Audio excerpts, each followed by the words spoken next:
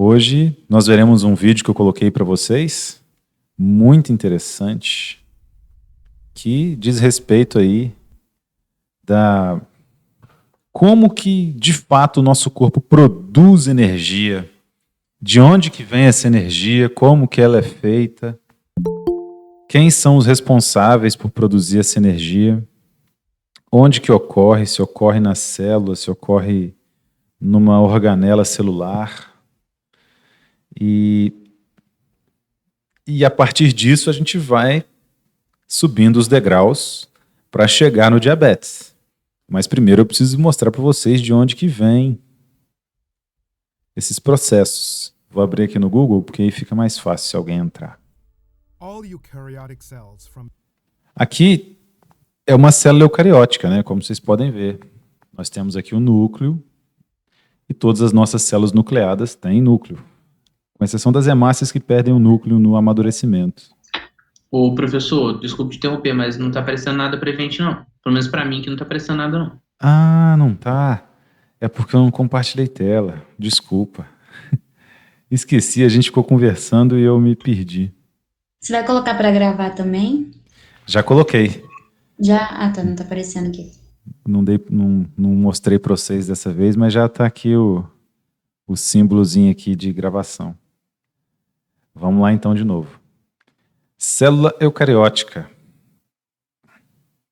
Células nucleadas. As hemácias perdem o núcleo durante o amadurecimento, né? Então, por até certo ponto elas têm núcleo sim, mas depois elas perdem esse núcleo. E essa aí é uma organela muito conhecida, que vocês com certeza sabem quem é a mitocôndria. Ela que é a responsável pela produção de energia no nosso corpo. E como que essa produção funciona? Qual que é a importância do açúcar, dos açúcares, dos carboidratos para que isso aconteça?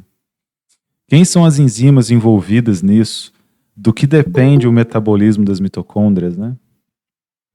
É nesse sentido que eu quero mostrar para vocês esse vídeo aí na aula de hoje. Porque, por exemplo, se você for no mercado aí, farmacêutico, nas farmácias de manipulação ou até mesmo nas drogarias, tem suplementação com coenzima Q10 para idosos. Por que coenzima Q10? Quem que é a coenzima Q10? Vale mesmo a pena usar? E você, como farmacêutico, quando estiver no seu estágio, na manipulação ou nas drogarias, tem que saber do que se trata. E quando estiver trabalhando, se você já fez o estágio, também tem que saber do que se trata para poder orientar os pacientes de forma adequada. Então esse é mais um ponto que está mais envolvido lá com a atividade profissional que eu vou trazer de volta aqui na aula de hoje. Porque eu já vivi os dois mundos, né? Eu vivi o mundo do trabalho na farmácia e vivo no mundo acadêmico também. Então, quando eu levava esse conhecimento para o balcão da farmácia, eu era chamado para dar treinamento para os demais balconistas. Os clientes sempre me procuravam para tirar muitas dúvidas. E assim você consegue se estabelecer melhor no seu local de trabalho. Você, de fato, vira um farmacêutico que tem conhecimento e é reconhecido por isso, tá?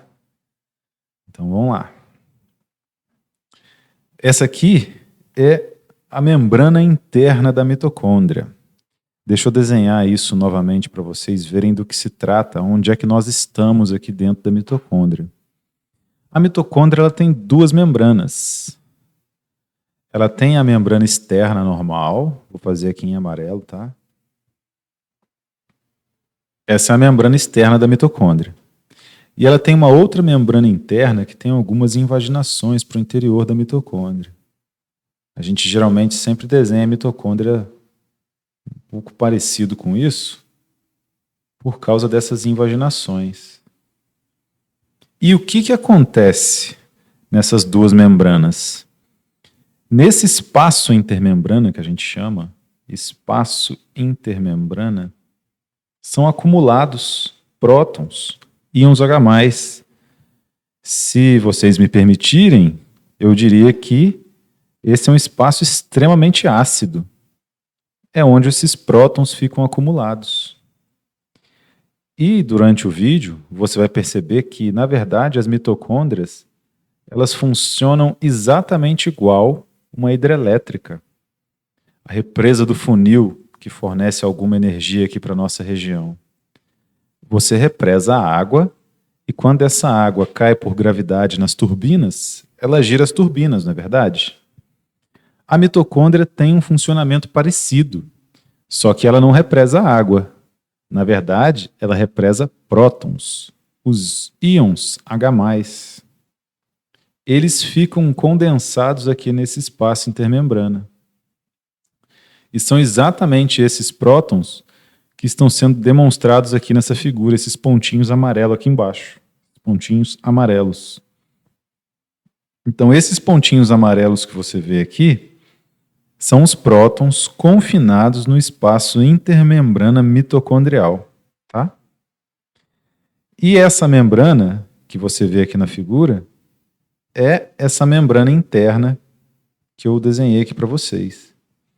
Então, esses prótons, quando passarem desse local aqui onde eles estão extremamente concentrados para o local de cá, eles vão girar uma turbina.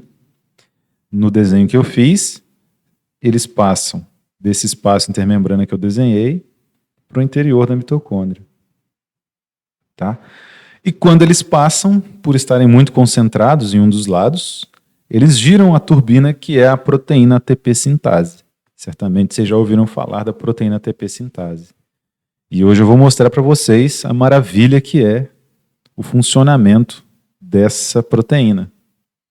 E isso aqui está relacionado diretamente com o metabolismo de carboidratos.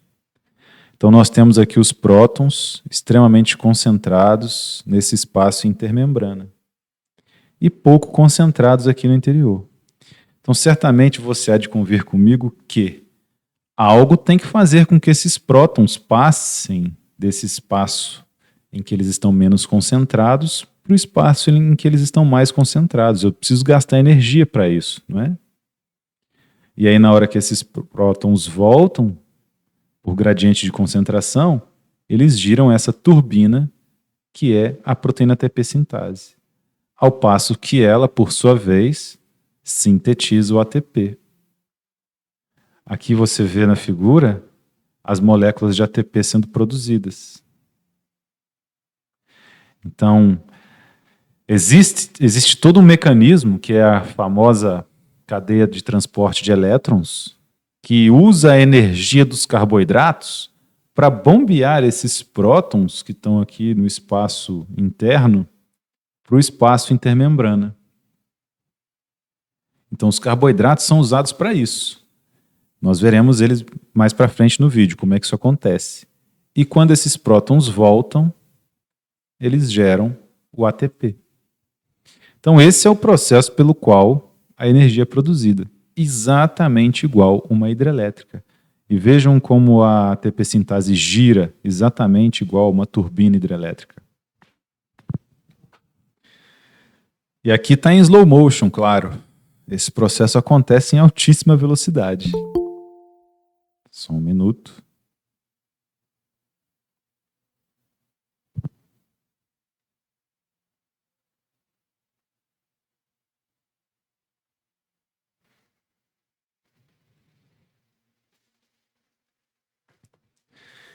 Então vamos seguindo. Ah lá, veja que no próprio vídeo está marcado lá o fluxo de prótons. Veja que ele vem, de fato, girando a turbina, que é essa porção intermembrana da ATP sintase. E aí nós temos um problema na célula nesse momento. Já passaram tantos prótons para esse espaço interior que a mitocôndria está entrando em colapso. Eu preciso novamente enviar esses prótons, esses íons H+, para o espaço intermembrana para continuar produzindo energia. Né? Quem é que se encarrega disso? Outras proteínas ali presentes, também conectadas na proteína interna mitocondrial. Complexo 1, 2, 3 e 4 é que permitem que os prótons sejam bombeados aí para o espaço intermembrana. Então, os complexos 1, 3 e 4, de fato, bombeiam esses prótons. E o complexo 2 simplesmente auxilia o complexo 3.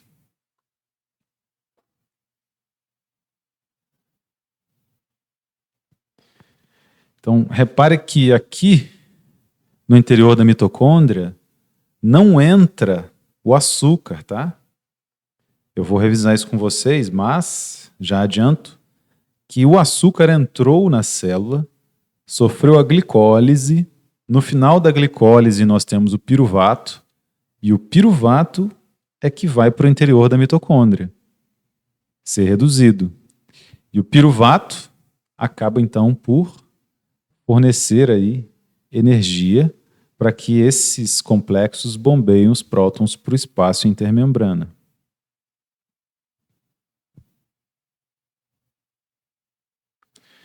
Vamos ver o funcionamento desses complexos de perto. Os elétrons, quando saltam, eles liberam energia. Por exemplo, se você for ver os fogos de artifício, né? Os fogos que são amarelos, os fogos que são roxos, vermelhos, são todos misturas de sais. Quando uma fonte de calor é adicionada ao sal, aqueles elétrons presentes no íon saltam e aí produzem cor. Então, toda vez que o elétron salta, ele libera energia. Esses complexos são nada mais, nada menos do que moléculas, partes químicas dessas proteínas que estão bem próximas, que vão fazendo com que esses elétrons saltem de molécula em molécula, de aminoácido em aminoácido. E ao saltar, isso produz energia. Da mesma forma, por exemplo, que os elétrons saltam num fio condutor de eletricidade. Quando um elétron entra no fio, lá na hidrelétrica, ele sai aqui e alimenta minha fonte 12 volts do notebook.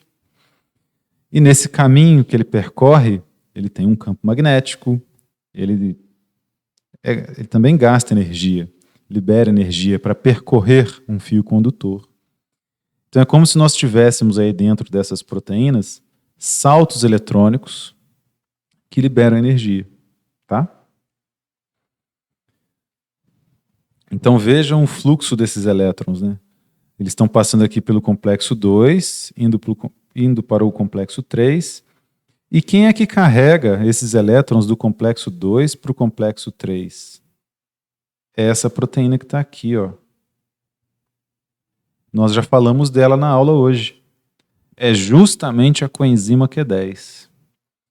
Então, a coenzima Q10, que você vai depois verificar na loja em que você trabalha ou no estágio que você está fazendo em drogaria, que ela é um suplemento muito procurado. Mas como é que você vai explicar para os pacientes, que são seus clientes, como é que ela funciona, né? Só se você entender como é que funciona esse mecanismo aqui dentro da mitocôndria. Então, se eu tenho pouca coenzima Q10, eu tenho um transporte eletrônico prejudicado aqui na cadeia de transporte de elétrons. E isso pode fazer com que a mitocôndria não funcione corretamente. Então, aquilo que se espera de produção de energia para uma mitocôndria, principalmente nos músculos, não será adequado. Pode haver morte celular. Porque se as mitocôndrias da célula morrerem, meus amigos, a célula morre. Dentro de uma célula tem várias mitocôndrias que fornecem energia, ATP, para o funcionamento de todas as rotas metabólicas ali existentes. Então, problemas da suplementação de coenzima Q10, e depois nós vamos falar de um medicamento que pode causar isso, causam morte celular, principalmente a perda de células musculares.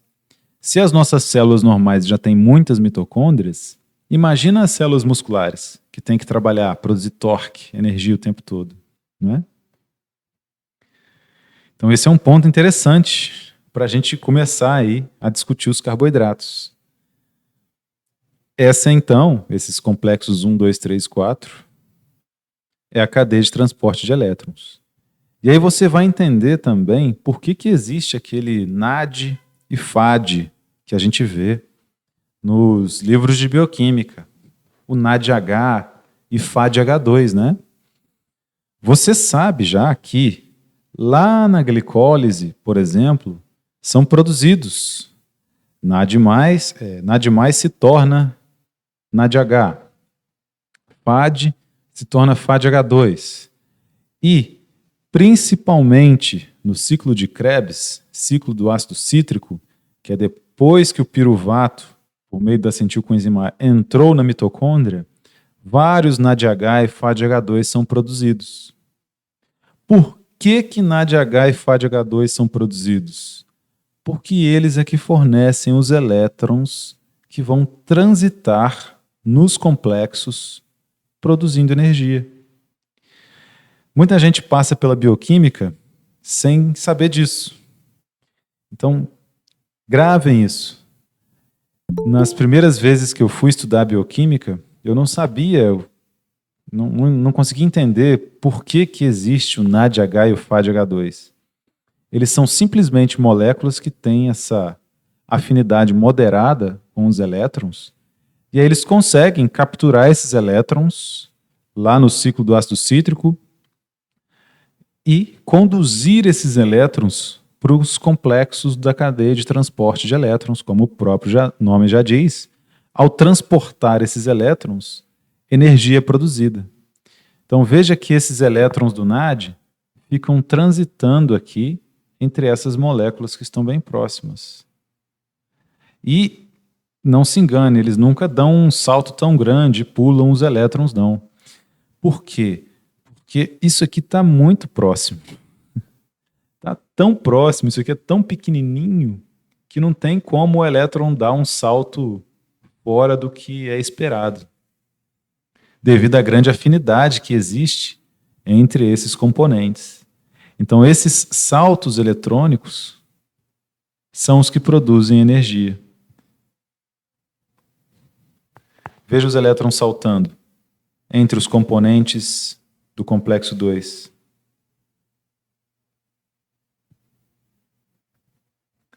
Ao passo que eles saltam, ao chegar nos complexos da cadeia de transporte de elétrons, primeiramente eles se ligam com complexos de baixa, com moléculas de baixa afinidade aos elétrons.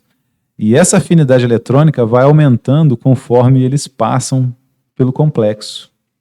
E isso também ajuda para que esses elétrons saltem de forma adequada, produzindo energia aqui no interior do complexo. Essa energia vai ser usada para bombear prótons do espaço, do meio interno mitocondrial para o espaço intermembrana. É assim que a energia é produzida. Agora ele deve mostrar aí a produção de energia pelos elétrons, com uma cor verde. Vamos aguardar o vídeo. Aqui ele está explicando que não tem esse salto inadequado, né? Sempre se salta de uma molécula para outra. E cada vez que esse elétron transita entre essas pequenas porções de moléculas, energia é produzida. E aí você vê 3 prótons sendo bombeados para o interior do espaço intermembrana, por causa dessa energia produzida com os saltos eletrônicos. Então esse é o segredo da vida. Esse é o mistério da geração de energia por meio das mitocôndrias. Vocês também já ouviram falar da teoria endossomial da mitocôndria, né? Endossimbiótica mitocondrial. Aí está a coenzima Q10, que é suplementada nos idosos principalmente. Depois que esse elétron passou pelo complexo 2, ele vai pelo complexo 1, ele vai para outro complexo. Então, se eu não tenho a coenzima Q10 circulando aí, capturando esses elétrons podem formar radicais livres no interior da mitocôndria. Podem danificar o DNA mitocondrial, podem danificar enzimas mitocondriais. Tudo isso contribui para a decadência da mitocôndria, para o envelhecimento dessa mitocôndria. e aí principalmente em idosos que fazem uso de simvastatina, é essencial que seja feita uma suplementação com coenzima Q10.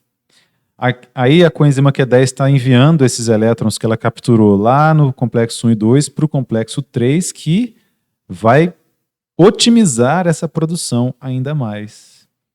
Depois, esses elétrons vão lá para o complexo C. E os prótons sendo bombeados para o espaço intermembrana enquanto isso. E o complexo 4, isso aí eu não me lembro o que é.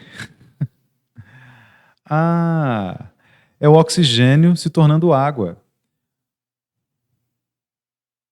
Esses prótons que estão ali no final da cadeia de transporte de elétrons, eles auxiliam com que o oxigênio forme água. Então, quem que é o aceptor final dos elétrons da cadeia de transporte de elétrons? É o oxigênio. É por isso que você não pode ficar sem respirar. Porque senão você não produz energia. Então, esse oxigênio que entrou nesse espaço interno da mitocôndria vai se juntar com 2 prótons. Só que o oxigênio, O2, né? Vou colocar aqui para vocês os elétrons do oxigênio. Ele tem 2 pares de elétrons livres e 2 elétrons participando da ligação dupla para cada um deles. Certo? Ali é um meio que está cheio de prótons, H+, circulando. Tem muito H+. Só que para que eu faça essa ligação, eu preciso de elétrons. Elétrons que vão restabelecer o átomo de hidrogênio. Então, eu pego um eletrinho desse aqui, pego um elétron lá, final da cadeia de transporte de elétrons, dou para o hidrogênio, ele faz uma ligação simples com esse oxigênio. E aí ele já não é mais um H+, é um OH. Então isso se torna isso aqui, ó. Uma ligação com hidrogênio aqui, os 2 pares de elétrons livres aqui, temos o outro oxigênio aqui, com seus 2 pares de elétrons livres, mas agora esse oxigênio da direita está com um eletrinho sobrando. O que vai acontecer? Novamente, um H+, e um elétron final da cadeia de transporte de elétrons, que é doado aqui ao hidrogênio, que vai se ligar a esse elétron do oxigênio. E assim são formadas aí 2 moléculas de água para cada molécula de oxigênio que é utilizada como aceptor final da cadeia de transporte de elétrons. Isso tudo acontece aí no complexo 4. Bombeando prótons para o espaço intermembrana em diversos complexos espalhados pelo interior, superfície interna da membrana interna mitocondrial, bombeando muitos prótons e várias ATP sintases produzindo energia. Para que você precisou, então, dos carboidratos? Para fornecer NAD e FADH2. NADH e FADH2 são transportadores de elétrons. Eles tiram o elétron lá do subproduto desses carboidratos e entregam esses elétrons para os complexos 1, 2, 3 e 4. Tá? É simplesmente para isso que NAD e FAD existem e é uma função essencial para o nosso metabolismo, para o metabolismo de carboidratos, não é verdade? É nesse sentido que nós começamos a aula de hoje. Porque para que a gente chegue lá no diabetes, clinicamente falando, existem alguns componentes aí que precisamos dominar. Um deles era a coenzima Q10, que eu já falei com vocês, que está relacionada aí com o transporte de elétrons e com a vida mitocondrial. A falta de coenzima Q10 pode trazer problemas para as mitocôndrias. E quem utiliza simvastatina por muito tempo, que é um inibidor da síntese endógena de colesterol, tem a síntese de coenzima Q10 prejudicada. Sempre que você vê uma prescrição de simvastatina, você vê uso contínuo.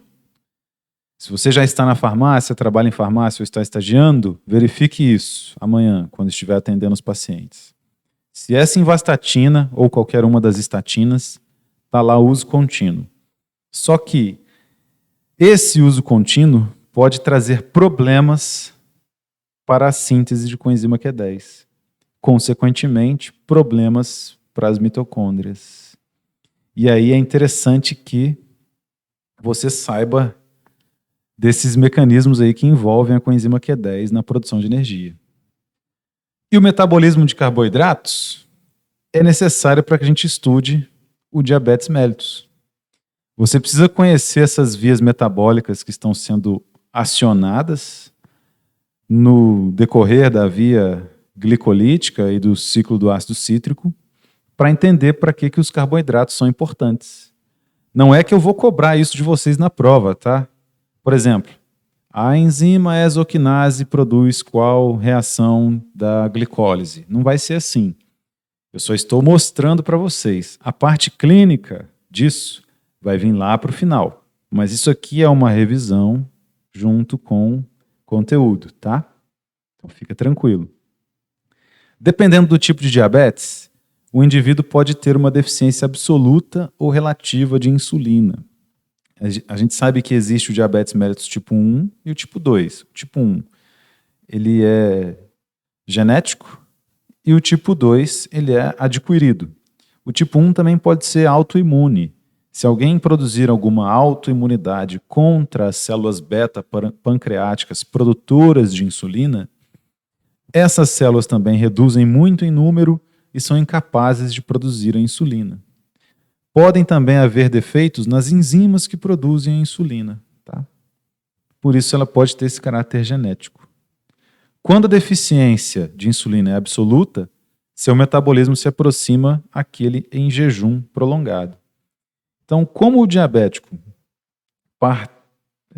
não possui a ação da insulina, tanto no tipo 1 quanto no tipo 2, o paciente, apesar de ter uma alta concentração plasmática de açúcar, ele enfrenta uma situação de jejum prolongado.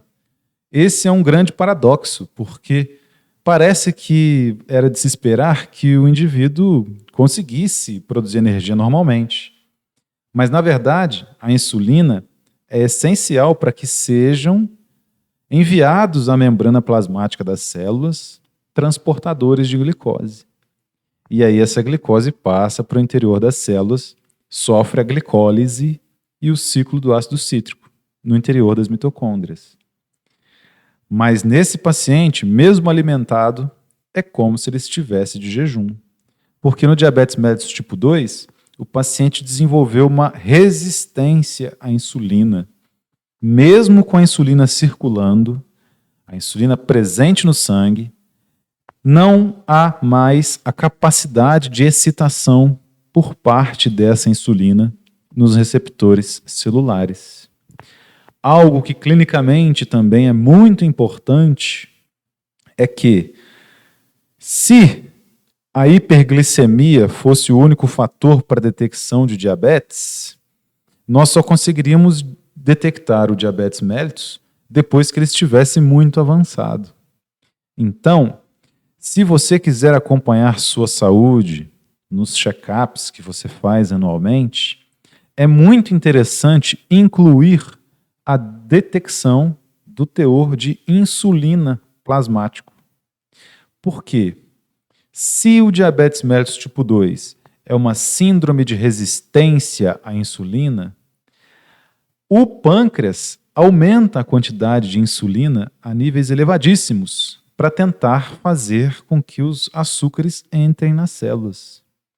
Então, previamente à hiperglicemia, que pode ser detectada no seu sangue, existe um aumento substancial do teor de insulina plasmático. Então, a forma ideal de se pesquisar o risco de diabetes, na verdade, é verificar a quantidade de insulina no sangue, tá? É o jeito padrão ouro se você quiser fazer o acompanhamento do seu paciente quanto ao risco do diabetes. Porque essa insulina sempre se eleva antes de que seja observada a hiperglicemia de jejum, tá? Embora haja altos níveis glicêmicos no sangue, o organismo é obrigado a buscar outras fontes de energia. Então, por exemplo, por que o indivíduo que passa a ter diabetes, ele exala um odor diferente? Outras fontes energéticas são utilizadas para contornar a ausência de glicose no meio intracelular. Uma delas são os lipídios. O produto de degradação dos lipídios são os corpos cetônicos. Então, um indivíduo, vamos dizer assim, que tem o diabetes, você consegue perceber isso clinicamente pelo odor que ele exala, porque esses corpos cetônicos que são produzidos têm um odor característico, tá ok? E esses corpos cetônicos também são utilizados como fonte de energia no cérebro e em outros órgãos, tá? São os produtos da degradação dos lipídios. Se detectados também no sangue, em grande quantidade, indicam com boa certeza que o indivíduo está diabético. Seguindo aqui, quem é que transporta a glicose através de membranas? A glicose atravessa membranas com auxílio de transportadores distribuídos de forma diferente nos tecidos. Nós temos aí do GLUT1 ao GLUT12. Essa aí é a figura do GLUT1. Ele é constituído de 12 domínios transmembrana, uma proteína bem complexa. Fica no interior e fica no exterior da membrana plasmática para fazer o transporte de glicose. Agora eu pergunto para vocês, meus amigos, o indivíduo está diabético, né? Ok. Se ele desenvolveu essa resistência à insulina, por que ele não vai tomar insulina de cara, logo de cara? Por que existem tratamentos iniciais, como por exemplo a metformina, que podem ser utilizadas nesse paciente? Porque esses transportadores de glicose, os GLUT1 ao 12, eles estão em diferentes órgãos. E existem transportadores de glicose que não precisam da insulina para transportar glicose. Os transportadores de glicose do sistema nervoso central, por exemplo, eles não precisam de insulina para transportar glicose. Isso é muito interessante, porque quando nós fomos feitos, se eu colocasse lá no cérebro, nas células cerebrais, um transportador de glicose que dependesse da insulina, qualquer problema que eu tivesse com a produção de insulina seria incompatível com a vida, porque o cérebro morreria. Então, as células do sistema nervoso central possuem transportadores que não precisam de insulina para transportar a glicose. Isso também demonstra, e é uma forma de você guardar isso para sempre, que a glicose é extremamente importante para o sistema nervoso central. Então, talvez você encontre pacientes que estão querendo fazer dietas totalmente restritivas quanto a carboidratos. É ruim para o raciocínio, a pessoa não vai trabalhar direito. Vocês, quando fizeram vestibular, viram numa cadeira do lado uma pessoa cheia de bala, pirulito e chocolate. Que a glicose é essencial para o sistema nervoso central, para que ele possa funcionar. No fígado, por exemplo, também existem transportadores de glicose que não necessitam diretamente da ação da insulina. Então, o paciente, assim que foi diagnosticado pelo teste oral de tolerância à glicose, que nós veremos mais adiante, o mundo não acabou.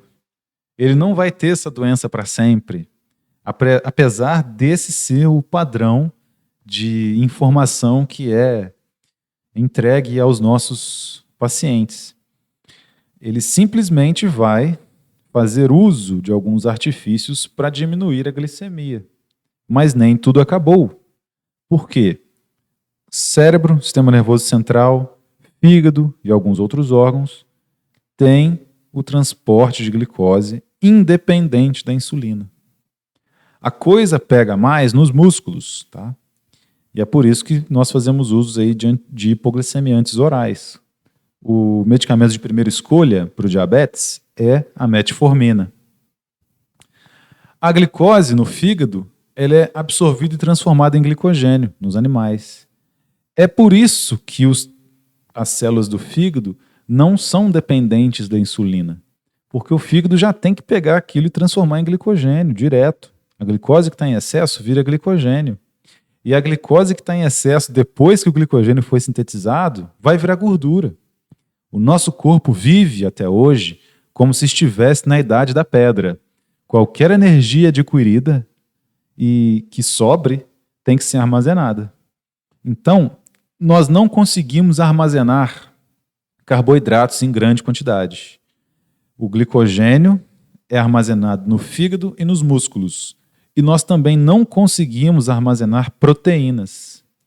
A melhor forma, a forma mais eficiente de armazenar energia é transformando esses carboidratos em gorduras.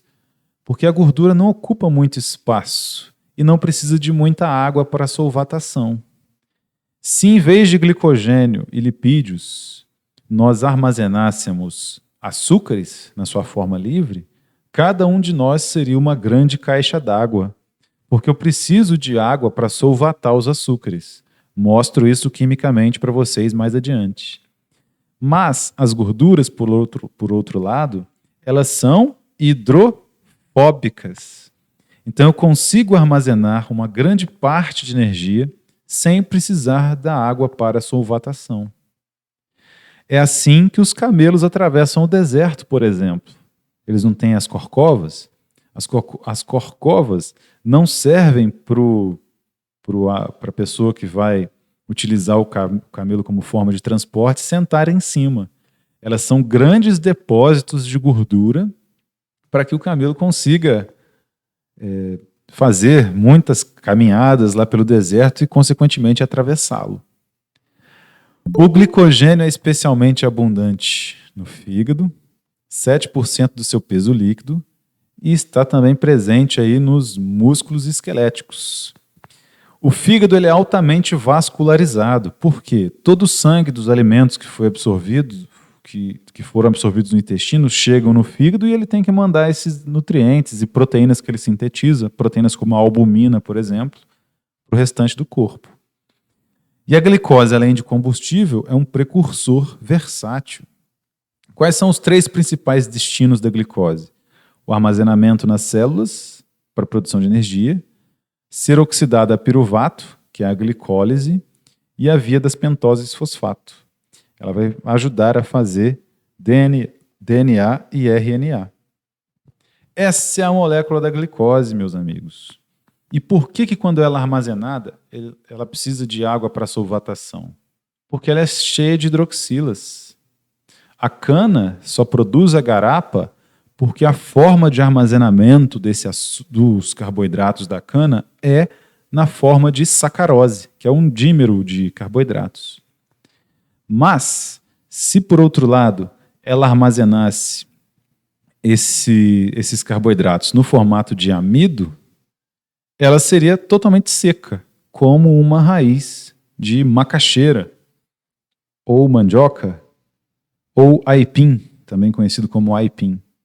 Porque o amido é um polímero de glicose que faz com que as fibras de glicose fiquem muito próximas umas das outras. Existe água, mas não precisa de tanta água para solvatação. Como a cana armazena o carboidrato quase que na forma livre, precisa de muita água para solvatar essas hidroxilas para que a planta não resseque. E é devido a isso que nós conseguimos produzir a garapa. Quando a gente espreme a cana, sai bastante água açucarada. Não é verdade? Então a glicose pode ser direcionada aqui para a produção de piruvato, vai se tornar lá ribose 5-fosfato para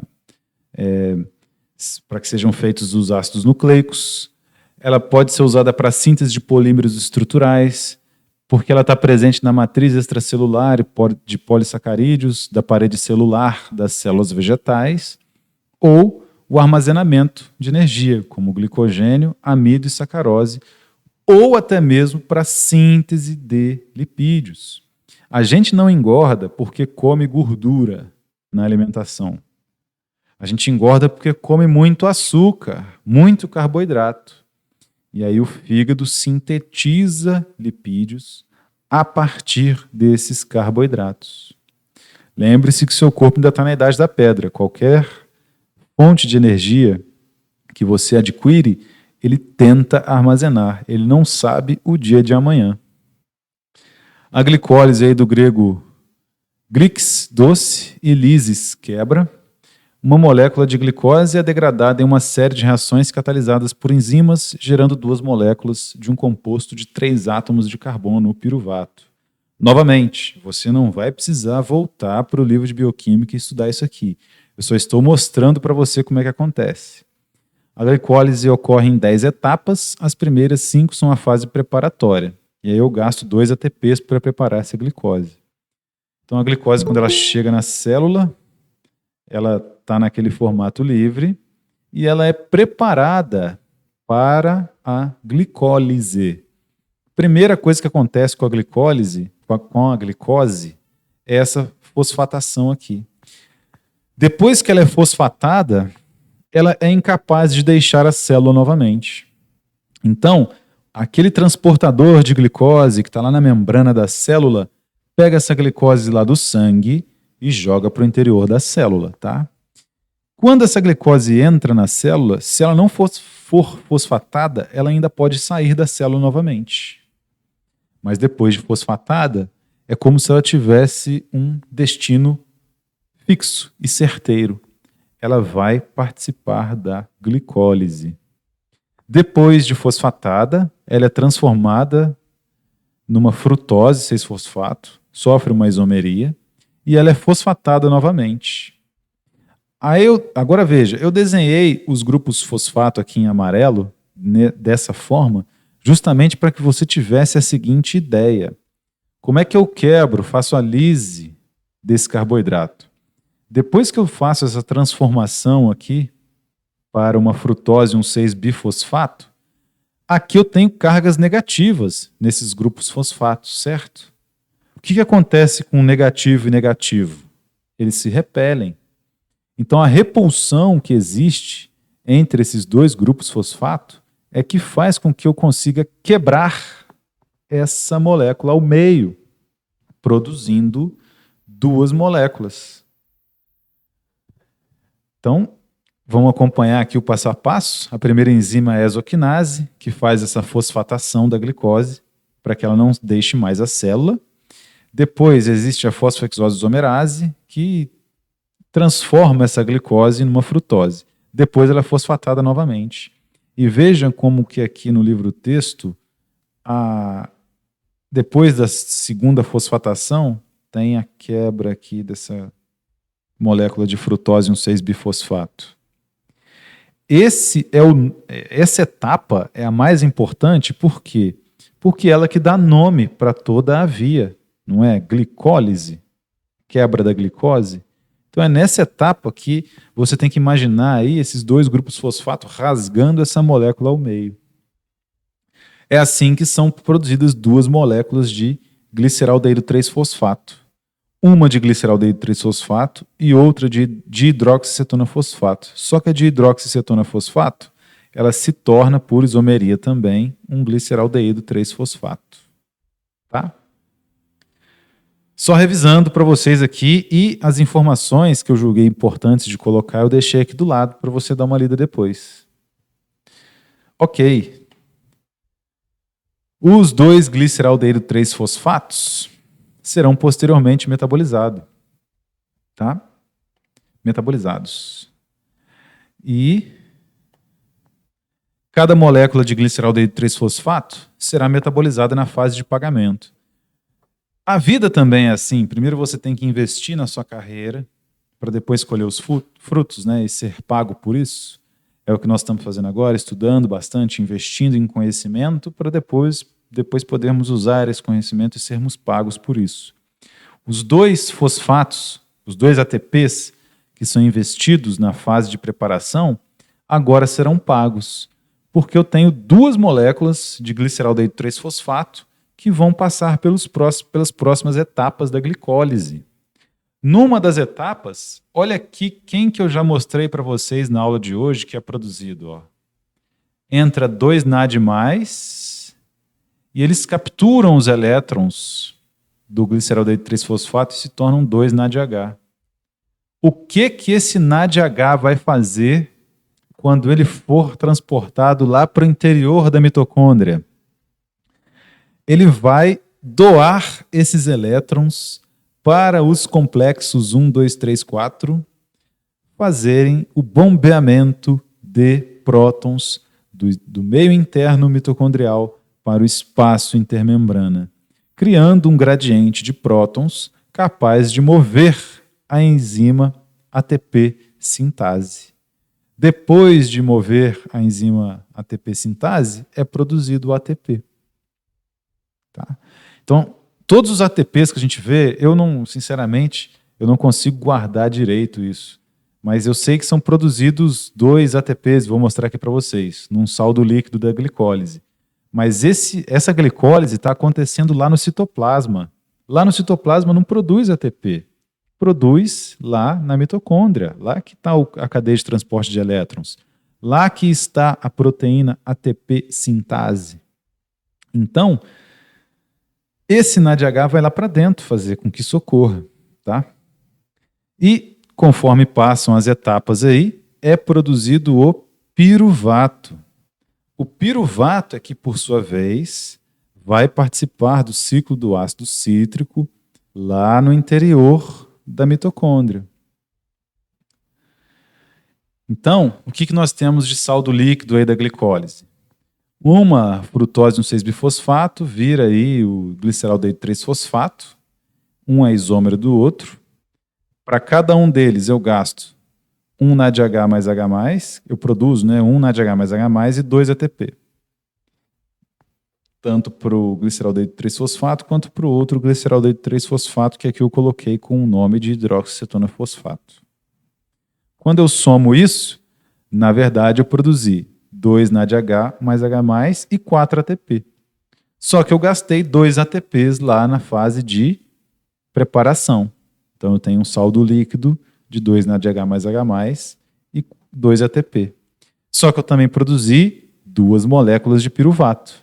E cada uma dessas moléculas irá passar pelo ciclo do ácido cítrico. Né?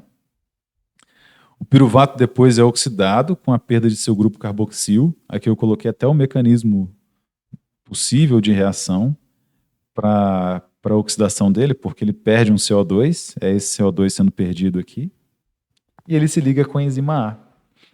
E da coenzima A, ele vai lá para o interior da membrana mitocondrial. A gente fica sempre achando que a coenzima A, por ter esse nome, coenzima A é uma estrutura pequena, é uma estrutura molecular simples, mas não.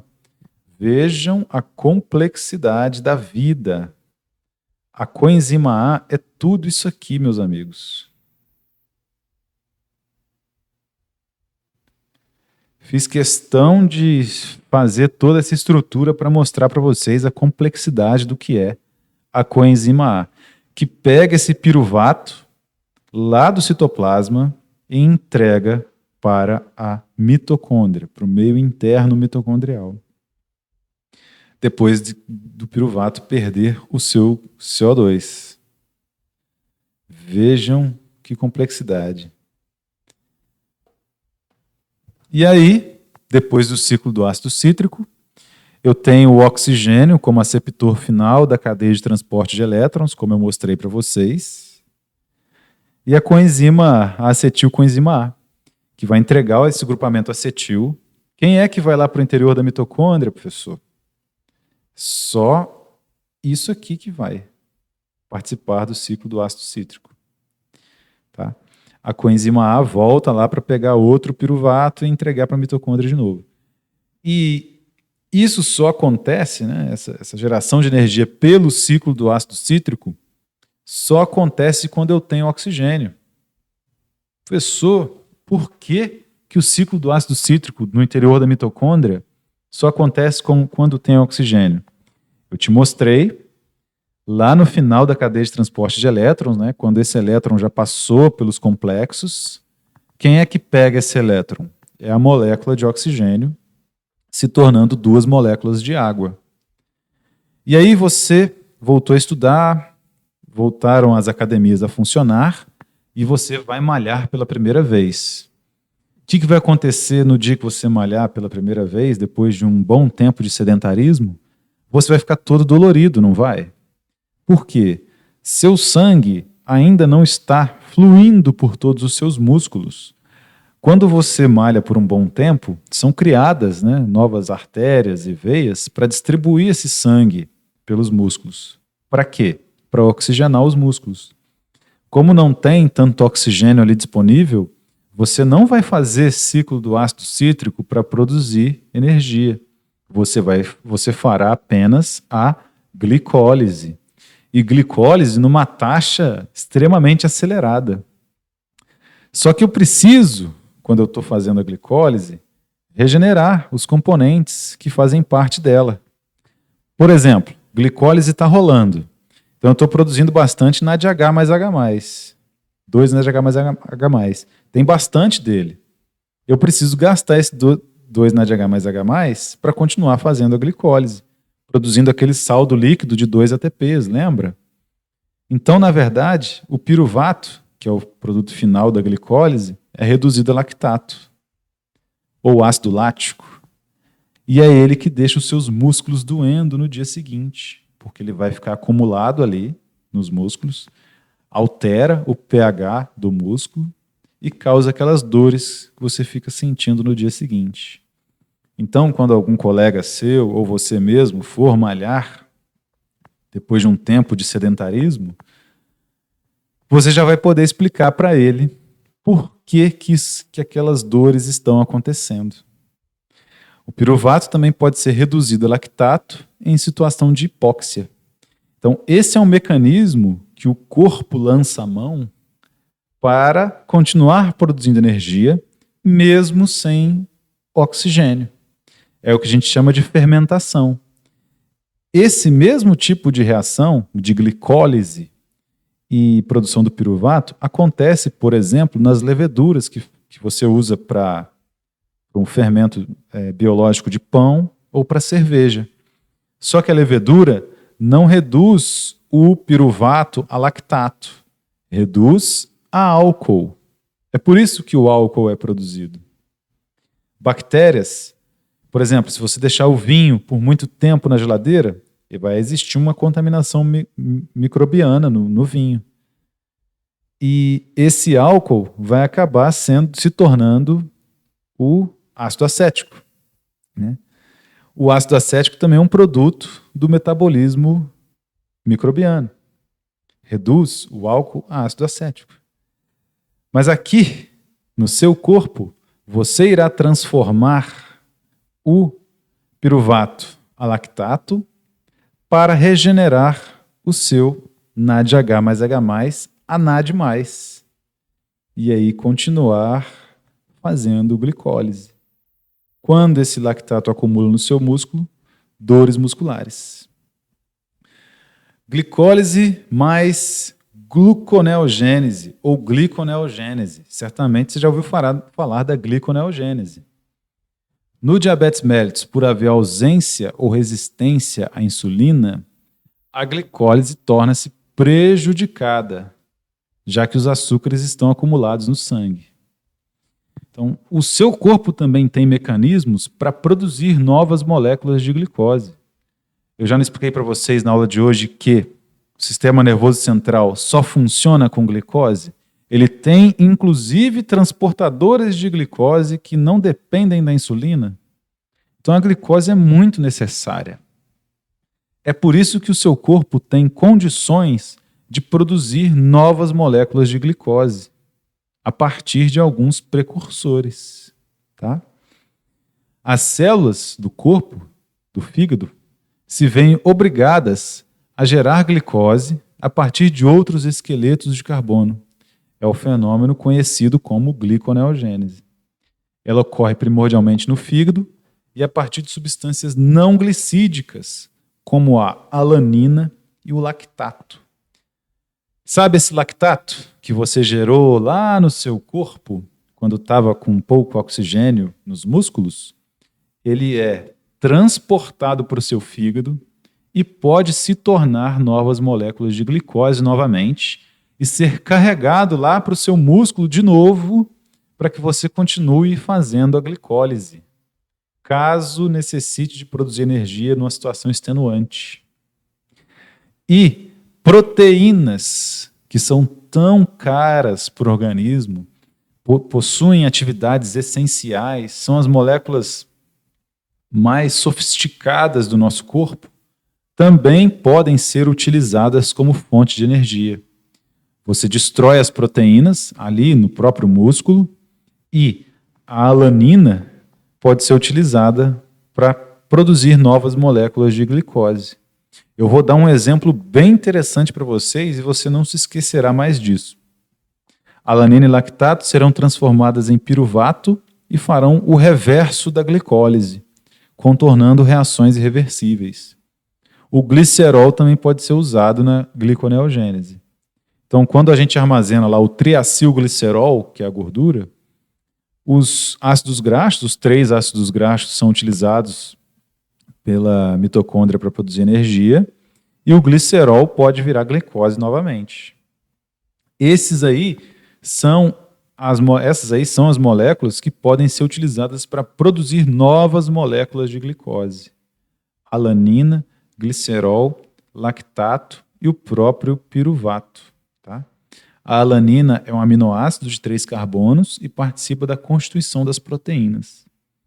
O glicerol possui 3 carbonos em sua estrutura e encontra-se em abundância no tecido adiposo, porque nós armazenamos gordura como triacilglicerol. Né? Em cada uma dessas hidroxilas está ligado um ácido graxo. Então, quando você está num jejum prolongado, ou se você for diabético, você terá que usar os triacilgliceróis como fonte de energia. Ocorre a quebra, o ácido graxo que está aqui vai para o sangue, se liga às mitocôndrias, se liga à albumina e se distribui no seu corpo, até chegar lá nos seus músculos, entra nas mitocôndrias e é utilizado como energia. E o glicerol, lá no fígado, acabará se tornando uma nova molécula de glicose. Explica a diferença na estrutura física entre atletas de maratona e atletas de 100 metros rasos. Esse é o melhor exemplo para que você entenda que glicose é tão importante para o sistema nervoso central e também para o sistema imune, por exemplo, que o corpo tem que fazer novas moléculas de glicose para continuar funcionando em situações extenuantes. E aqui você percebe essa diferença. O atleta de 100 metros rasos, ele tem uma musculatura esquelética muito bem desenvolvida. Afinal de contas, ele corre só 100 metros rasos. Então, ele não precisa fazer gluconeogênese ou gliconeogênese. Já o maratonista, que vai correr 40 e poucos quilômetros, 42 quilômetros, esse aqui vai precisar de gliconeogênese. O que ele acaba consumindo para produzir novas moléculas de glicose? Suas proteínas, sua musculatura esquelética. Então veja a diferença do porte atlético de ambos. Porque o atleta de 100 metros rasos, no máximo, eu acho que ele gasta algum glicogênio desses músculos. Se ele fizer um pré-treino com maltodextrina, por exemplo, teremos açúcar circulando no seu sangue. E depois dos 100 metros, eu acho que não deu nem tempo de gastar o açúcar que estava circulando no sangue. Então ele não vai precisar mexer nas suas proteínas. Já o atleta que vai correr 42,2 quilômetros, ele vai precisar de bastante glicose sendo produzida pela gluconeogênese, porque ele vai gastar a glicose circulante, o glicogênio e ainda vai precisar de estruturas de glicose produzidas a partir da alanina. Ah, professor, Mas por que que o atleta de 42,2 quilômetros, o maratonista, não gasta gordura, não gasta o triacilglicerol? Porque demora. É por isso que a gente demora para emagrecer. Imagina os triacilgliceróis saindo do seu tecido adiposo, na forma de ácidos graxos, de uma vez só. Eles vão entupir todas as suas veias, porque água e óleo não se misturam, questão de polaridade. Então, os triacilgliceróis só são quebrados no tecido adiposo e liberados como ácidos graxos no sangue lentamente. Tem que ser feitos exercícios aeróbicos de longa duração, mas pouco extenuantes, muito lentos, para que o seu corpo gaste os ácidos graxos. Se você fizer exercícios extremamente extenuantes, tem uma forma de ginástica agora que é mais ou menos assim, né? O pessoal fica correndo, levantando, pulando. Eu esqueci o nome agora, se alguém lembrar aí pode me ajudar. Que a pessoa vai, pula, levanta... Oi? CrossFit? CrossFit. O CrossFit não gasta gordura. Não tem como o CrossFit gastar gorduras. Ele simplesmente vai produzir uma hipertrofia. Mas as gorduras não serão gastas no CrossFit. Não tem jeito. É tudo muito rápido.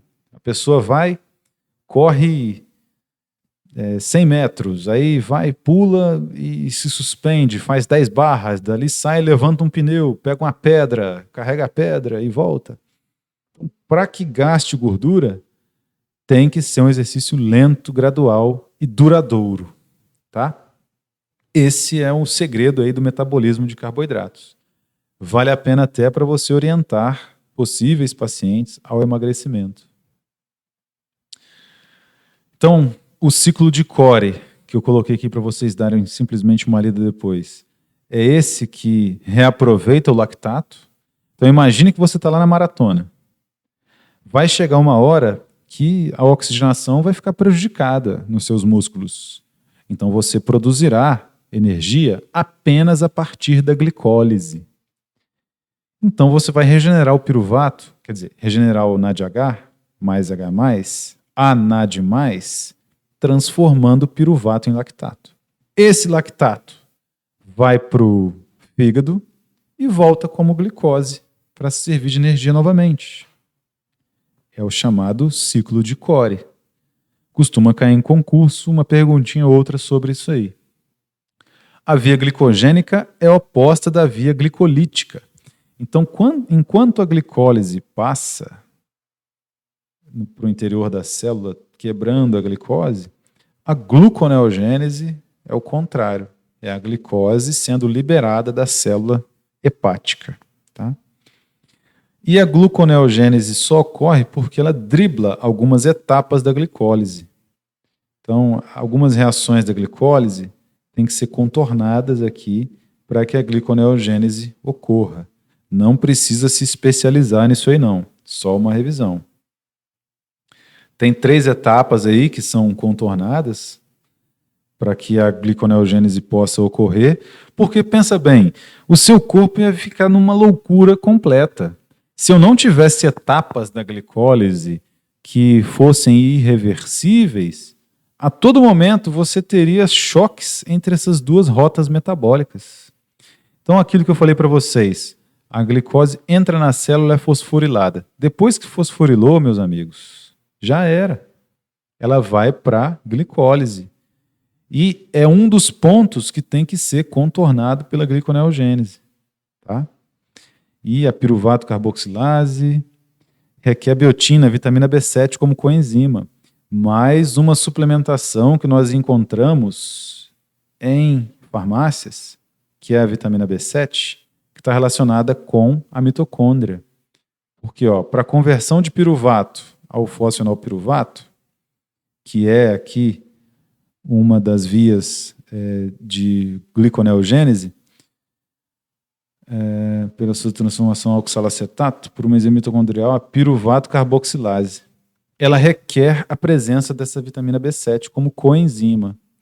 Então, é mais um atributo que você pode adicionar na sua estratégia de lidar com os seus clientes, os seus pacientes, quanto à suplementação vitamínica, demonstrando a importância da suplementação vitamínica.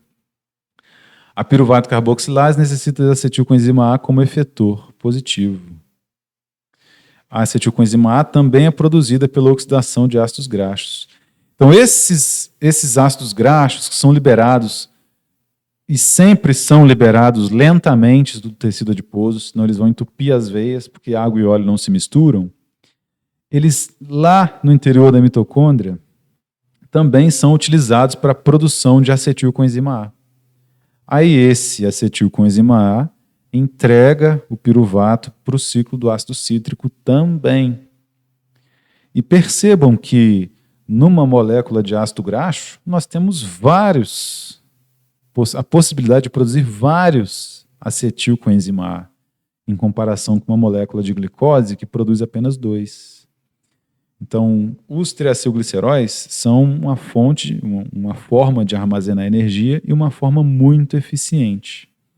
Só que eles só são gastos, novamente, em atividades lentas e duradouras. Dando prosseguimento aqui, meus amigos, novamente mostrando para vocês aí alanina, glicerol e lactato, e a produção lá do fosfenol piruvato, que vai para gluconeogênese. Os precursores tornam-se todos fosfenol piruvato para que sejam transformados em glicose, seguindo o fluxo inverso da glicólise. Então, todos eles têm que se transformar primeiramente em fosfenol piruvato para se tornarem lá na frente uma nova molécula de glicose, que vai deixar a célula. Aqui eu falo mais especificamente dos outros pontos que têm que ser contornados, né? As enzimas que participam disso. A frutose 6-fosfato, segundo a glicose 6-fosfatase, que é o segundo contorno da glicólise, e a conversão de frutose 1,6-bifosfato a frutose 6-fosfato, etc, etc, etc. Fica para a leitura de vocês depois. Não vai cair isso aqui na prova, é apenas informação. Agora, nós já conhecemos como que a glicose passa do sangue para as células. A insulina vai lá, estimula que a célula leve para a membrana transportadores de glicose. Os GLUT, 1, 2, 3, 4, 5, 6, 7, 8, 9, 10, 11, 12. Esses GLUT pegam a glicose do sangue e colocam no interior da célula. Essa glicose é fosfatada, sofre a glicólise, o piruvato vai lá na forma de acetilcoenzima A, né? Para a mitocôndria, ciclo de Krebs, produção de energia. Mostrei para vocês até o papel da coenzima Q. Já relembramos, então, como que a glicose é metabolizada para gerar energia.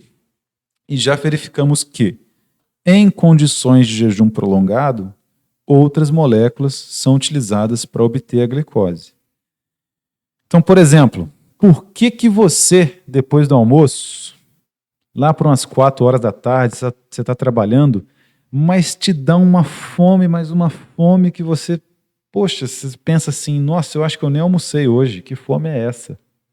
Aí se você continua trabalhando, com o tempo, você esquece daquela fome, passa. Por que isso acontece? Porque você está fazendo gliconeogênese. Porque você está utilizando outras fontes de energia no seu corpo, principalmente os ácidos graxos.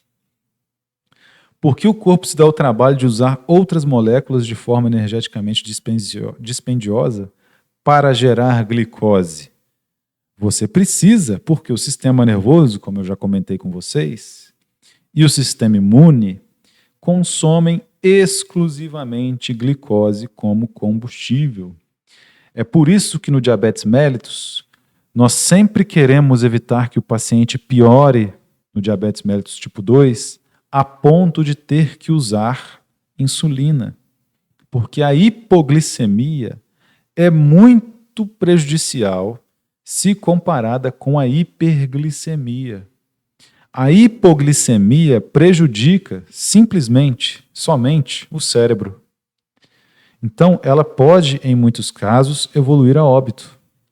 E o sistema imune, que também consome exclusivamente glicose, também fica sensível, vulnerável.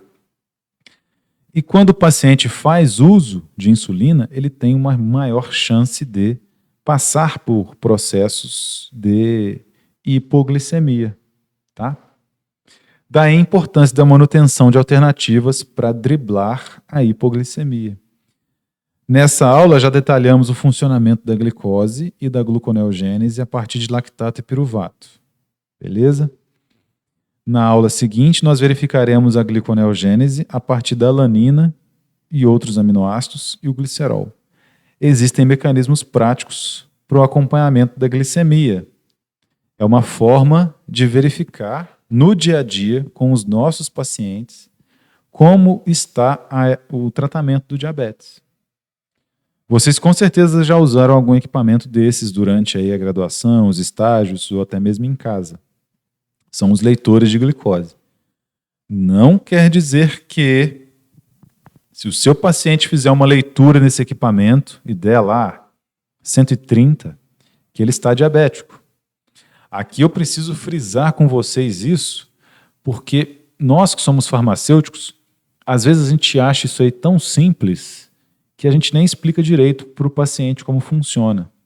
Mas eu já tive clientes que ficavam medindo essa glicemia o dia inteiro.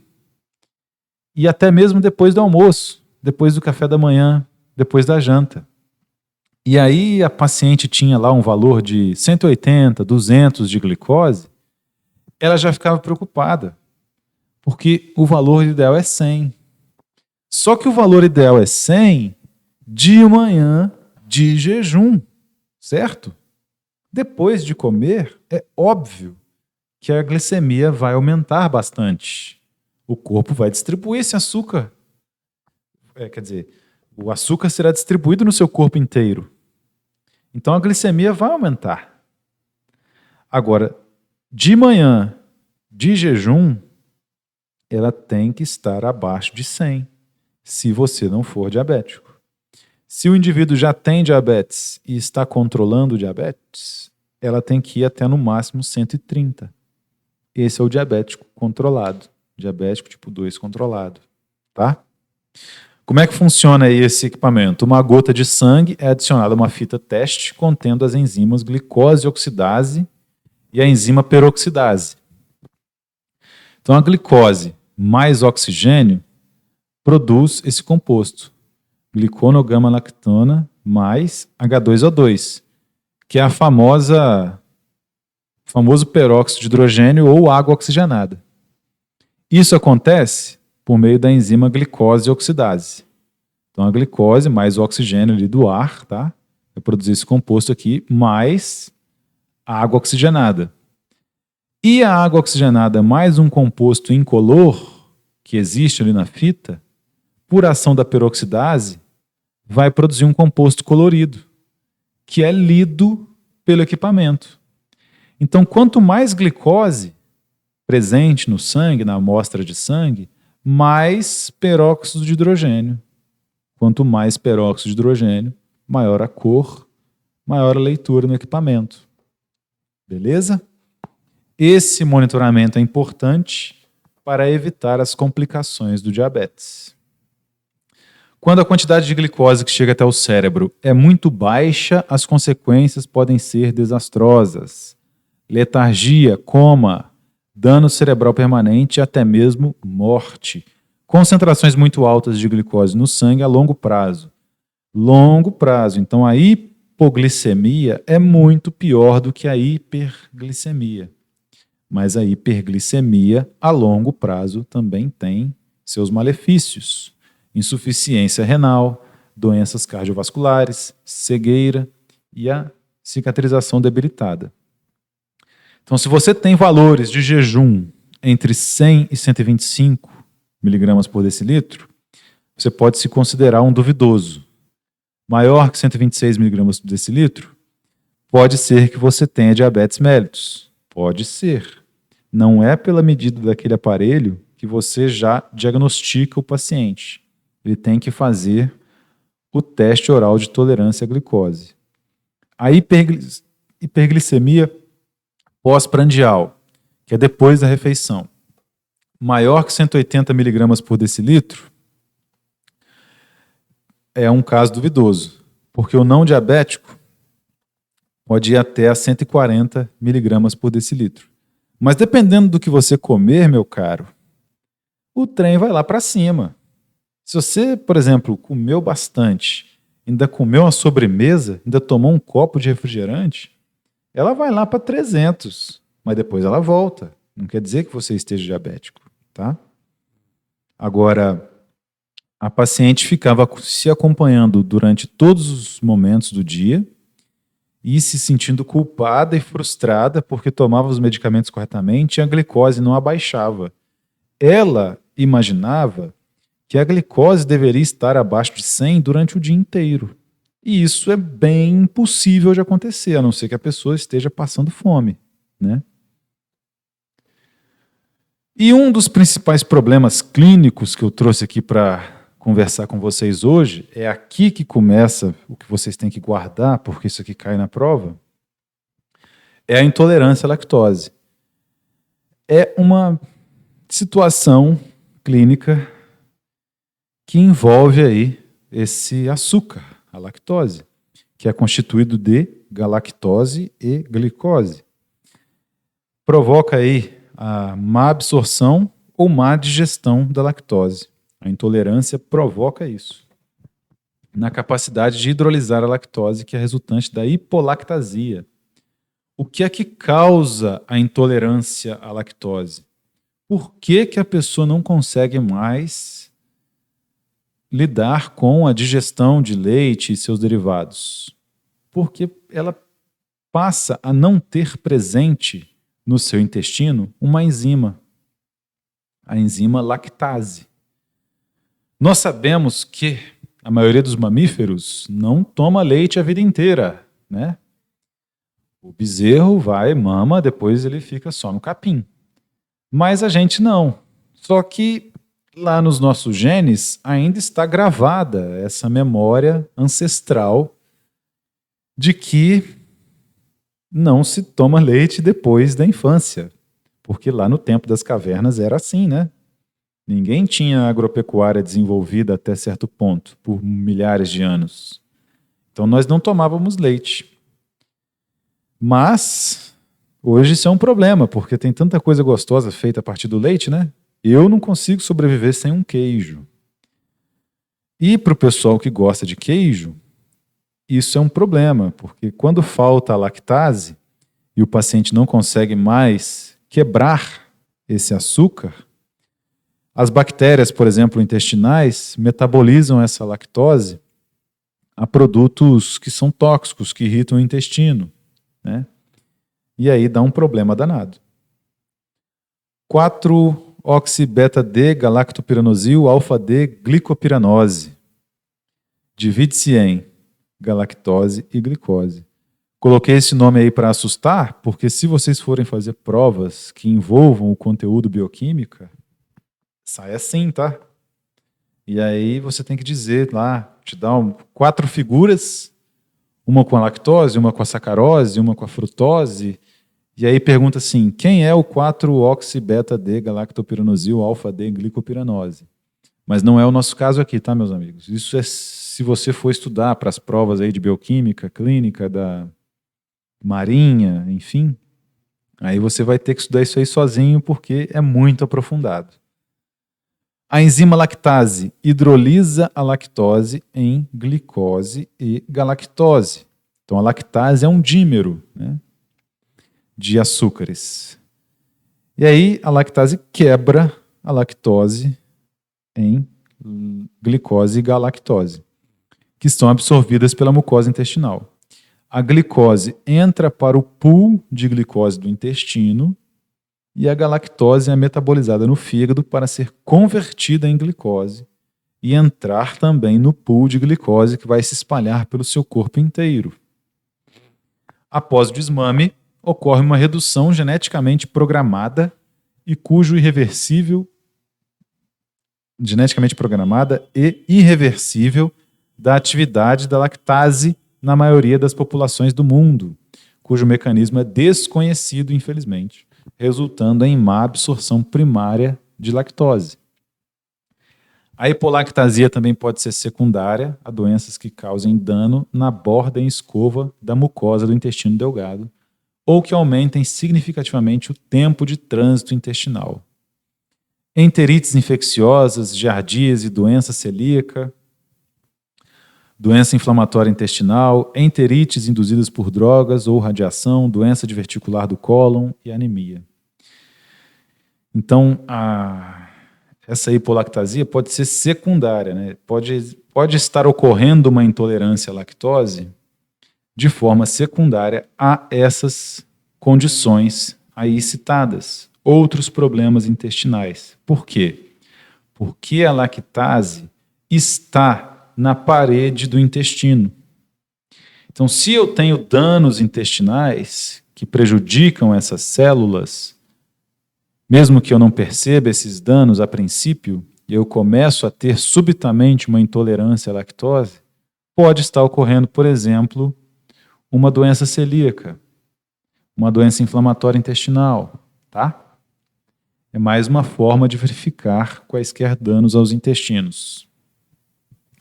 Os produtos tóxicos da digestão microbiana da lactose no intestino ativam reações inflamatórias que causam cãibras abdominais e diarreia. Então, como o corpo não digere a lactose, as bactérias se encarregam disso e produzem metabólitos tóxicos que irritam o intestino, podem causar essas cãibras abdominais e a diarreia.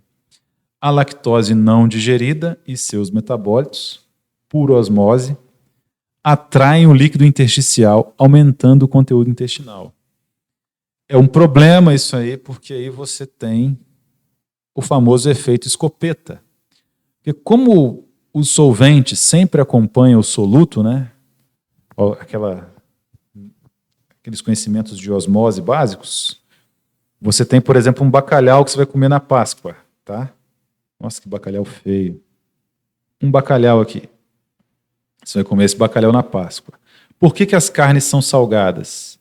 Porque quando chega uma bactéria aqui, pensando assim, nossa, eu vou contaminar esse bacalhau, quem comer ele vai estar enrolado comigo. A bactéria encosta nesse bacalhau salgado, o que acontece com a água? O sal do bacalhau chupa a água para dentro dele e a bactéria vira uma lâmina, coitada, totalmente sugada, CPF cancelado. Não tem mais jeito dessa bactéria sobreviver. Lá no intestino, com esses produtos insolúveis aí, esses açúcares ali presentes, o que acontece? Os açúcares estão lá, vou fazer os açúcares em amarelo, tá? Lactose, mal digerida, produtos tóxicos, todos aqui. Eles não foram absorvidos. Era para eles estarem agora lá dentro do sangue, indo para o fígado, mas não foram. Então eles vão ficar aqui no intestino. O que acontece com a água do espaço intersticial aqui? Migra para o interior do intestino. O que aumenta o volume desse bolo fecal. E aí, esse bolo fecal aumentando, a evacuação é bem complicada.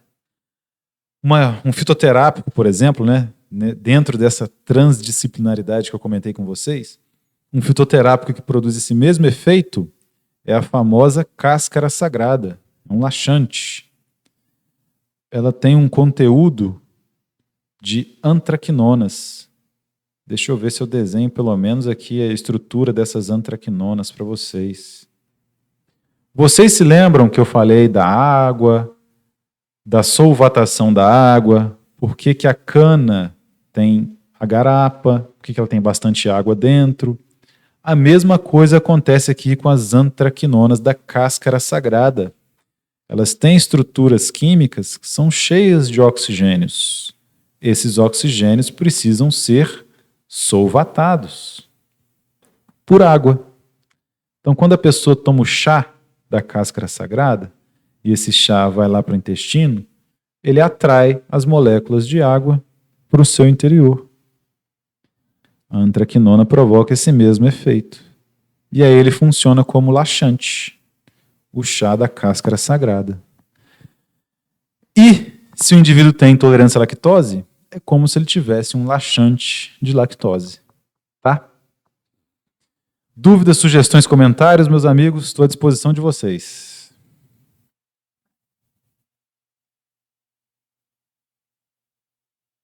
Um de cada vez, por favor.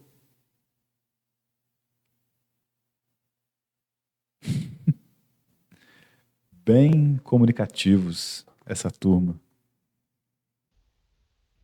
Nós somos bem quietinhos. E aí, já tomou o chá de cáscara sagrada, Davidson? E uma vez eu tomei cápsula. É.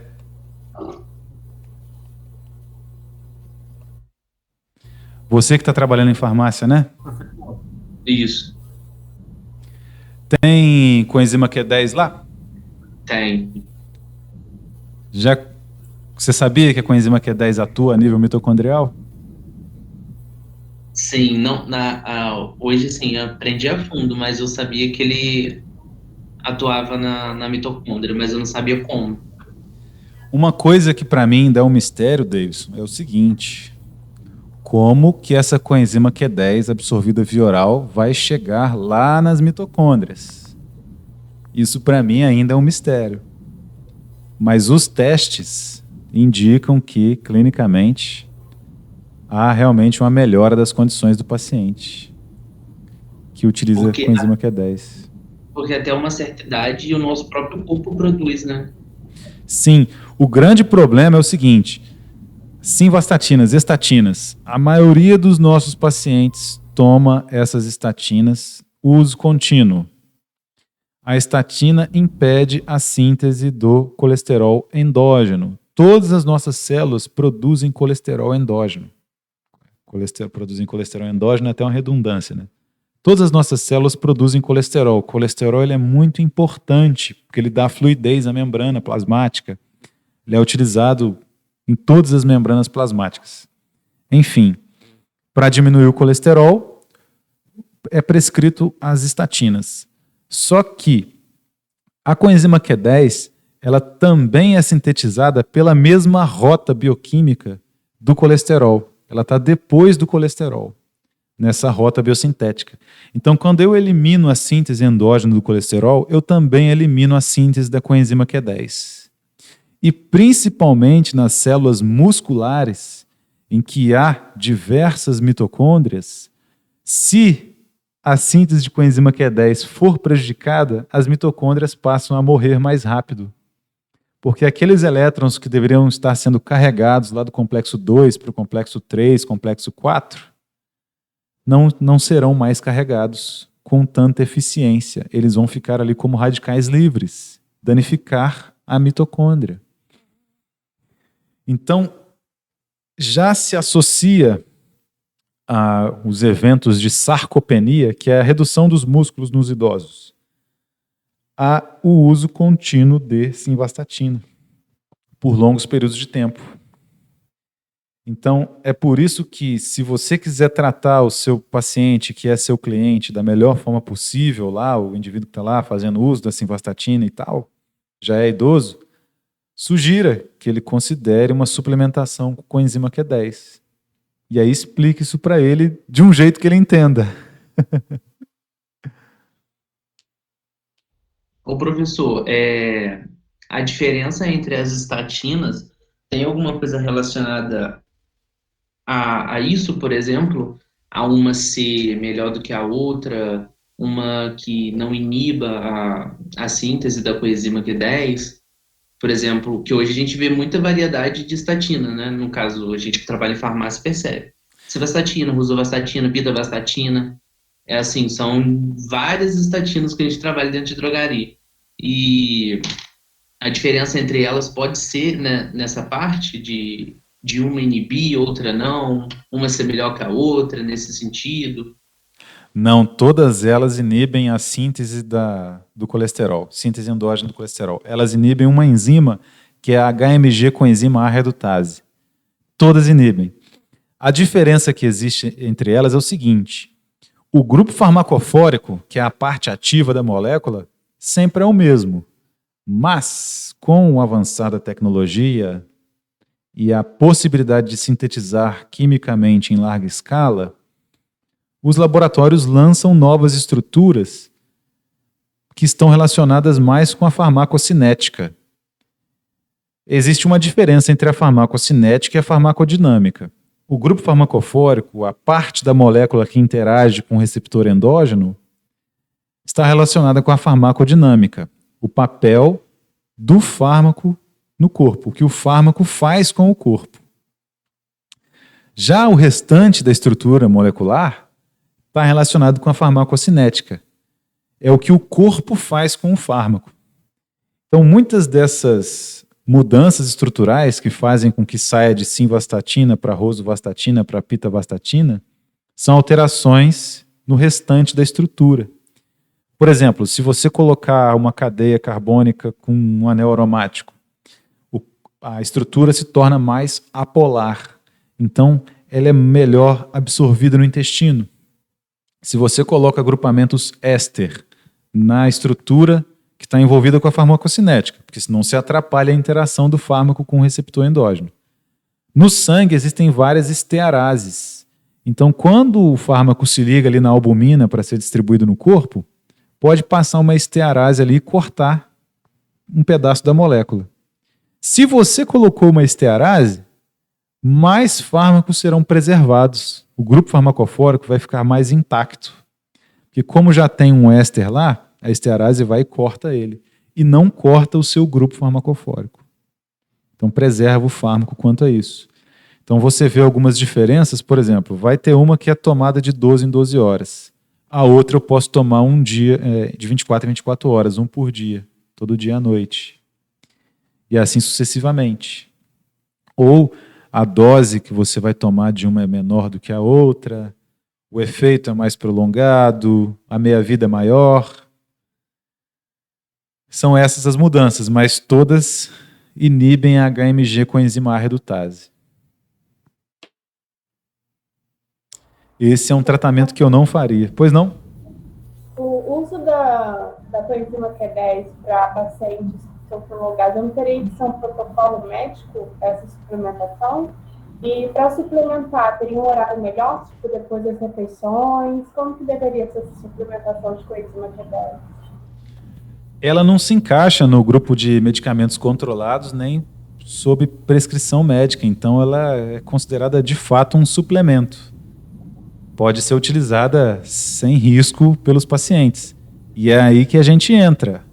Nós, os nutricionistas, eu estou dando aula de farmacologia para nutrição, e isso eu explico lá. Mas eu não posso deixar de falar para vocês também, né? Porque é interessante que vocês saibam isso para o dia a dia de vocês nos estágios, ou nas farmácias, no trabalho. Porque é mais interessante que você seja o diferencial na vida desse cliente que é seu paciente, porque ele cria uma confiança com você. E nós hoje não vendemos só produtos, né? Nós vendemos bem-estar. Então, você tem que fazer com que o seu cliente se sinta bem na sua farmácia, na farmácia que você trabalha. O ideal é fazer a ingestão da coenzima Q10 junto com alimentos gordurosos ou com os alimentos que você come normalmente. Sempre tem uma gordurinha que a gente come ali na carne, né, na hora do almoço. Ou se você for comer um pão com manteiga, por exemplo, de manhã, pode tomar a coenzima Q10 também, porque essa gordura do alimento vai ajudar com que a coenzima Q10 também passe pelas células intestinais ali, os enterócitos, e seja melhor absorvida para o sangue, tá? Porque é um componente bem apolar. Mas para mim ainda é um mistério como que ela chega até as mitocôndrias das células. Isso, nos estudos que foram empíricos, não tem nenhum mecanismo de reação previsto. Eu até imaginei que vocês fossem me perguntar isso na aula de hoje. Então eu já me preparei, busquei essa informação de novo, mas não achei, de fato. Mas os experimentos comprovam que é bom para os idosos que estão passando por perdas do tecido muscular. Bom? Ô, professor, eu Pois não? também já vi alguns produtos, né, que tem também a vitamina Q10, como creme também, né, tratando como um antioxidante. E como que ela age, então, também na pele? É o mesmo mecanismo, é chegar nas mitocôndrias das células epiteliais e ajudar naquele transporte do elétrin que eu mostrei para vocês lá no vídeo. Porque sem coenzima Q10 nas mitocôndrias das células epiteliais, as mitocôndrias das células epiteliais estarão sujeitas a danos, vulneráveis a danos por radicais livres, e aí podem morrer, consequentemente matando as células epiteliais. E aí, pelo creme, eu acho mais fácil de imaginar a coenzima Q10 entrando na célula, se dissolvendo ali nas células e entrando na mitocôndria. Professor, Pois não? relacionado à questão da intolerância à lactose, uma das alternativas que a gente sempre ouviu falar que tem é com relação ao leite de cabra, que ele tem menos gordura. Qual que seria, como é que é o funcionamento dele no organismo, para a gente poder estar entendendo realmente a diferença, né, pelo leite de vaca?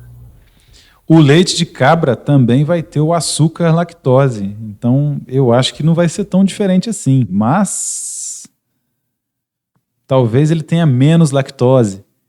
Então, se o paciente tiver alguma lactase, alguma enzima presente, pode ser que ele se dê melhor com o leite de cabra.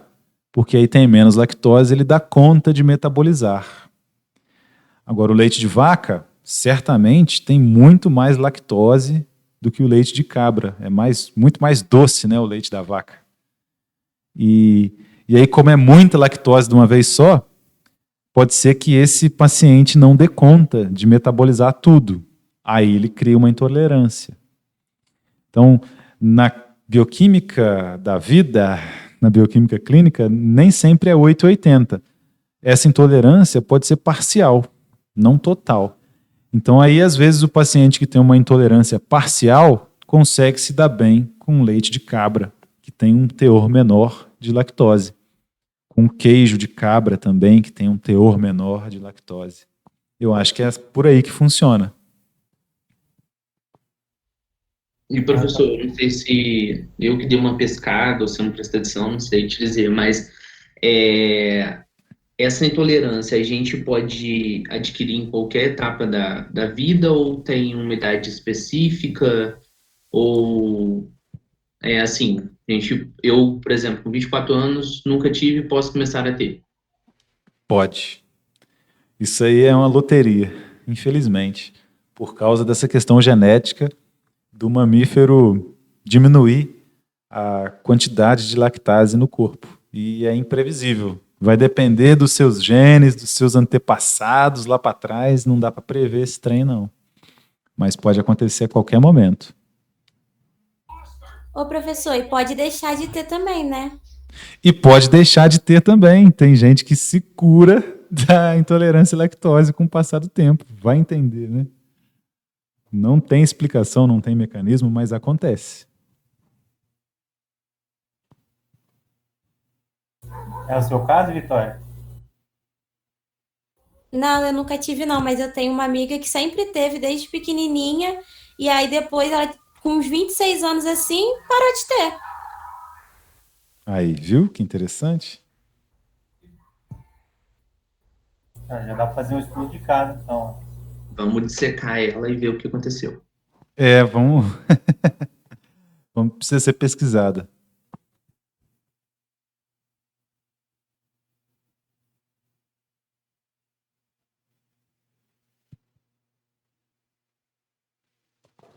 Ficamos assim por hoje, então, meus amigos? Ok. Boa noite para vocês, uma excelente semana. A gente se vê amanhã, né? Na hematologia. Então, professor. Boa noite, professor. Boa noite. Boa noite, professor. Falou, boa noite. Obrigado pela participação aí, gostei demais. Tá jóia, até mais.